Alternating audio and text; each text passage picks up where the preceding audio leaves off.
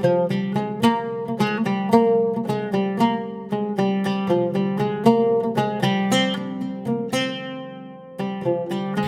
இன்னைக்கு குக்கர்லேயே சிக்கன் பிரியாணி எப்படி செய்கிறதுன்னு தான் பார்க்க போகிறோம்.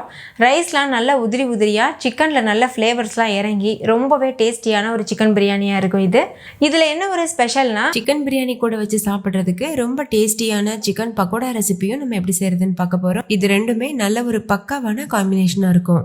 ஸோ வீடியோ ஸ்கிப் பண்ணாமல் பாருங்கள், உங்களுக்கு ரொம்பவே யூஸ்ஃபுல்லாக இருக்கும்.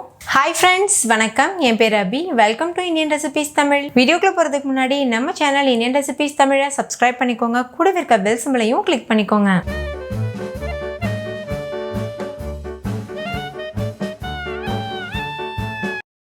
ஃபஸ்ட்டு இந்த ரெசிபி பண்ணுறதுக்கு ஒரு குக்கர் சூடுபடுத்திக்கோங்க. அதில் எண்ணெய் சேர்த்துக்கோங்க. 2 டேபிள் ஸ்பூன் எண்ணெய், 2 டேபிள் ஸ்பூன் நெய் சேர்த்துக்கோங்க. நீங்கள் முழுமையாக இந்த ரெசிபியை எண்ணெயில் கூட பண்ணலாம், அப்படி இல்லைன்னா நெய்யில் கூட பண்ணலாம். எண்ணெய் சூடானதும் இதில் 2 பிரிஞ்சி இலை, 2 கிராம்பு, ஒரு பட்டை, ஒரு ஏலக்காய், ஒரு ஜாவித்ரி, ஒரு நட்சத்திர சோம்பு, ஒரு கல்பாசி இதெல்லாம் சேர்த்துருங்க. ஸ்டவ்வை வந்து லோ ஃப்ளேம்லேயே வச்சுக்கோங்க. தாளிதம் நல்லா பொரிபட்டதுக்கு அப்புறமா இது கூட வெங்காயம் சேர்த்துக்கோங்க. ஒரு பெரிய சைஸ் வெங்காயத்தை நீள் வாக்கில் அரைஞ்சிட்டு சேர்த்துக்கோங்க. ஸ்டவ்வை மீடியம் ஃப்ளேமில் வச்சுட்டு வெங்காயத்தோட கலர் நல்லா சேஞ்ச் ஆகிற வரைக்கும் வெயிட் பண்ணுங்கள். வெங்காயம் நல்ல ஒரு கோல்டன் ப்ரௌன் கலரில் மாறணும். பாருங்கள், இப்போ இந்த அளவுக்கு வதங்கியிருக்கு. வெங்காயத்தை முழுமையாக வதக்கி பண்ணும்போது தான் பிரியாணி வந்து டேஸ்டியாக இருக்கும். இது கூடவே 1 டேபிள் ஸ்பூன் இஞ்சி பூண்டு விழுது சேர்த்துருங்க. சேர்த்துட்டு இதோட பச்சை வாசனை போகிறது வரைக்கும் நல்லா வதக்கிக்கோங்க. ஸ்டவ்வை வந்து லோ ஃப்ளேம்லேயே வச்சுக்கோங்க. இஞ்சி பூண்டு ஓரளவு வதங்கினதுக்கப்புறமா இதில் 2 பச்சை மிளகாயை நீள்வாக்கில் கீறிட்டு சேர்த்துக்கோங்க.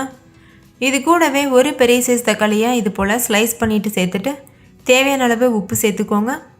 உப்பு சேர்த்து வதக்கும் போது தக்காளி சீக்கிரமாகவே வதங்கிடும். தக்காளி வந்து அதிகமாக சேர்த்துடக்கூடாது, டேஸ்ட்டு மாறிடும். ஸோ ஒரு தக்காளி மட்டும் சேர்த்தா போதும். இப்போ இதில் 2 டேபிள் ஸ்பூன் வரைக்கும் தயிர் சேர்த்துக்கோங்க. புளிக்காத ஃப்ரெஷ்ஷான தயிர் சேர்த்துட்டு நல்லா மிக்ஸ் பண்ணிடுங்க. தக்காளி ஓரளவு வதங்கி வரும்போது தயிர் சேர்த்துக்கோங்க. தயிர் சேர்த்ததும் உடனே மிக்ஸ் பண்ணிடணும். இது கூடவே கொஞ்சமாக கொத்தமல்லி புதினா சேர்த்துக்கோங்க. கொத்தமல்லி புதினா சேர்த்துட்டு ஸ்டவ்வை லோ ஃப்ளேமில் வச்சு நல்லா மிக்ஸ் பண்ணிடுங்க. அதோட ஃப்ளேவர் நல்லா இறங்கட்டும். அடுத்து இதில் 1/4 டீஸ்பூன் மஞ்சள் தூள், 1 டீஸ்பூன் மிளகாத்தூள், 1/2 டீஸ்பூன் மல்லித்தூள், 1 டீஸ்பூன் பிரியாணி மசாலா சேர்த்துட்டு நல்லா மிக்ஸ் பண்ணிக்கோங்க. பிரியாணி மசாலா வீட்லேயே எப்படி செய்கிறதுன்னு ஆல்ரெடி ஒரு வீடியோ அப்லோட் பண்ணியிருக்கேன். அதோட லிங்க் டிஸ்கிரிப்ஷனில் இருக்குது, வேணும்னா செக் பண்ணி பாருங்கள். நீங்கள் கடையில் வாங்கின பிரியாணி மசாலா கூட யூஸ் பண்ணலாம். இது கூடவே 1/2 கிலோ அளவு நல்லா வாஷ் பண்ணி வச்சுருக்க சிக்கன் சேர்த்துருங்க. சேர்த்துட்டு நல்லா இதை மிக்ஸ் பண்ணிடுங்க. நம்ம சேர்த்துருக்க மசாலாலாம் இந்த சிக்கனில் நல்லா படணும், அந்த மாதிரி மிக்ஸ் பண்ணிக்கோங்க. 1/2 கிலோ அளவு சிக்கனுக்கு 1 டீஸ்பூன் அளவுக்கு பிரியாணி மசாலா கரெக்டாக இருக்கும். மட்டன் பிரியாணி செய்கிறீங்கன்னா நான் யூஸ் பண்ணியிருக்கிற பிரியாணி மசாலா வந்து நீங்கள் 2 டீஸ்பூன் சேர்க்குற மாதிரி இருக்கும். இப்போ தண்ணி எதுவும் சேர்க்க தேவையில்லை. குக்கர் மூடி போட்டு மூடிட்டு ஹை ஃப்ளேமில் வச்சு 2 விசில் வச்சு எடுத்துக்கோங்க. ப்ரெஷர் தானாக ரிலீஸ் ஆனதுக்கப்புறமா ஓப்பன் பண்ணுங்கள். சிக்கன் வந்து ஓரளவு நல்லா வெந்திருக்கு. சிக்கன்லேருந்து எவ்வளோ தண்ணி விட்டு வந்திருக்கு பார்த்தீங்கல்ல, கொஞ்சம் கூட நம்ம தண்ணி சேர்க்கல, ஆனால் தண்ணி விட்டு வந்திருக்கு. சிக்கனை இந்த மாதிரி வேக வச்சுட்டு அதுக்கப்புறமா நீங்கள் சிக்கன் பிரியாணி பண்ணும்போது ரொம்ப டேஸ்டியாக இருக்கும். சிக்கன் வந்து ரஃப்பாக இல்லாமல் நல்ல சாஃப்டாக ஜூஸியாக இருக்கும். இப்போ நல்லா கலந்ததுக்கப்புறமா இது கூட அளவு தண்ணி சேர்த்துருங்க. 1/2 கப் அளவு தண்ணி சேர்த்துக்கோங்க. நான் வந்து 1 கப் அளவு பாஸ்மதி அரிசி எடுத்திருக்கேன். அதுக்கு 1/2 கப் அளவு தண்ணி கரெக்டாக இருக்கும். எந்த கப்பில் அரிசி எடுக்கிறீங்களோ அதே கப்பில் தண்ணி சேர்த்துக்கோங்க. அடுத்து இதில் ஒரு 1/4 டீஸ்பூன் அளவுக்கு எலுமிச்சம்பழ சாறு சேர்த்துக்கோங்க.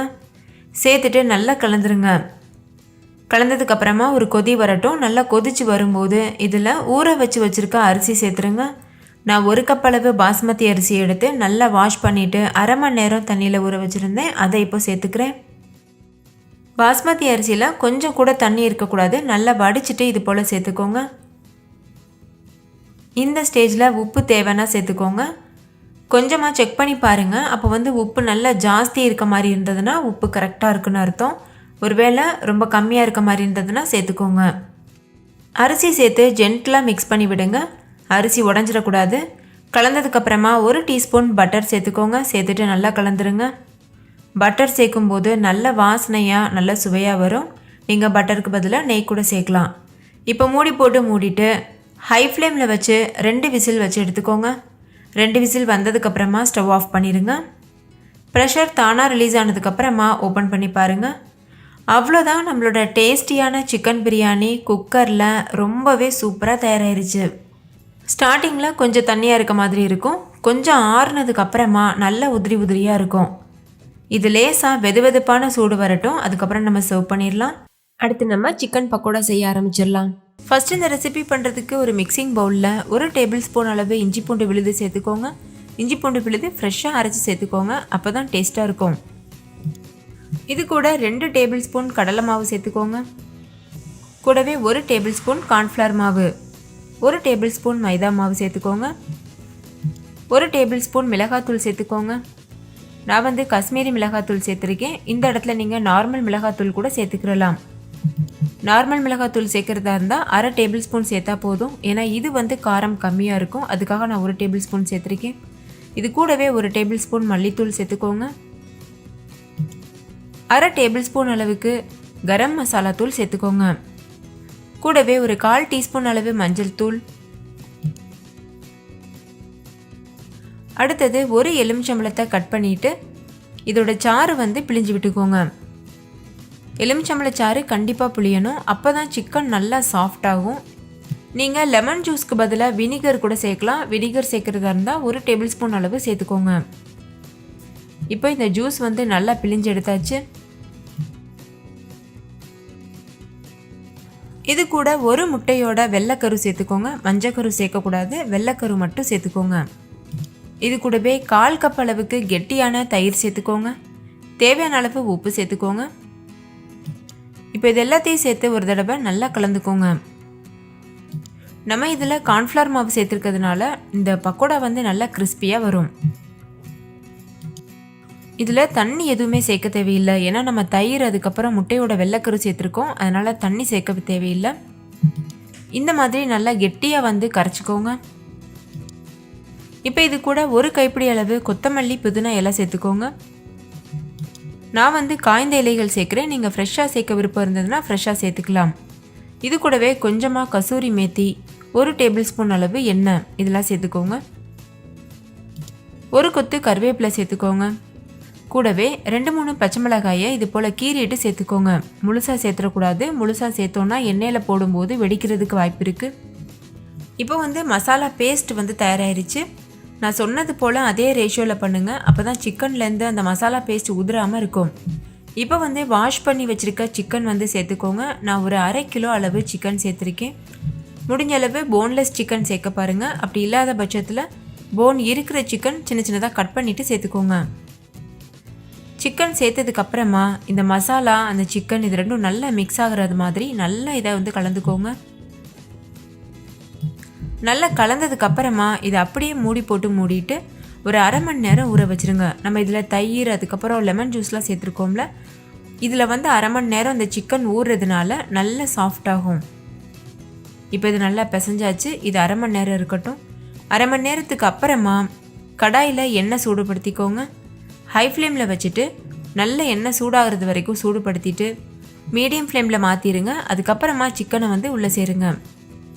ஒவ்வொரு சிக்கனாக தனித்தனியாக இது போல் சேர்க்கணும். அப்போ தான் ஒன்றோடு ஒன்று ஒட்டாமல் கரெக்டாக வரும். மீடியம் டு லோ ஃப்ளேம்லேயே வச்சுட்டு நீங்கள் பொரிச்சு எடுங்க. ஹை ஃப்ளேமில் வச்சுருந்தோன்னா சிக்கன் உள்ளே வேகாமல் இருக்கும். மேலே மட்டும் டார்க் கலர் வந்த மாதிரி இருக்கும். அதனால் லோ ஃப்ளேமில் அதுக்கப்புறம் மீடியம் ஃப்ளேமில் மாற்றி மாற்றி பொரிச்சுக்கோங்க. இடையிடையில் இது போல் கலந்துகிட்டே இருக்கணும். நான் வந்து அகலமான கடாய் எடுத்திருக்கேன். அதனால் ஒரே பேட்சில் எல்லா சிக்கனும் வந்துருச்சு. சின்ன கடாயை எடுத்துருந்தீங்கன்னா 2-3 பேட்ச் அளவு நீங்கள் பொரிச்சு எடுக்கிற மாதிரி இருக்கும். இப்போ பாருங்கள், சிக்கன்லாம் நல்லாவே மொறுமொறுப்பாக தயாராகிருச்சு. அந்த கலர் பார்த்தாலே தெரியும் உங்களுக்கு. அந்த டெக்ஸ்சர் கலர் எல்லாம் பெர்ஃபெக்டாக வந்திருக்கு. இப்போ இதை எண்ணெயிலேருந்து வெளியில் எடுத்துருங்க. ஒரு டிஷ்யூ பேப்பரில் இந்த சிக்கனை போட்டுட்டு ஒரு 10 நிமிஷம் அப்படியே விட்டுருங்க. அதுக்கப்புறமா நீங்கள் ஒரு பிளேட்டில் சர்வ் பண்ணுங்கள். அவ்வளோதான், டேஸ்டியான சிக்கன் பிரியாணி கூட வச்சு சாப்பிட்றதுக்கு சிக்கன் பக்கோடா ரெண்டுமே சூப்பராக தயாராக இருக்குது. கண்டிப்பாக நீங்களும் செஞ்சு பாருங்கள். ஓகே ஃப்ரெண்ட்ஸ், இந்த ரெசிபி உங்களுக்கு ரொம்ப பிடிச்சிருந்துச்சுல, நீங்களும் கண்டிப்பாக இதே மெத்தடில் சிக்கன் பிரியாணி வீட்டில் செஞ்சு பாருங்கள். செஞ்சு பார்த்துட்டு டேஸ்ட் எப்படி இருந்ததுன்னு கமெண்ட்டில் சொல்லுங்கள். தேங்க்யூ, பாய்.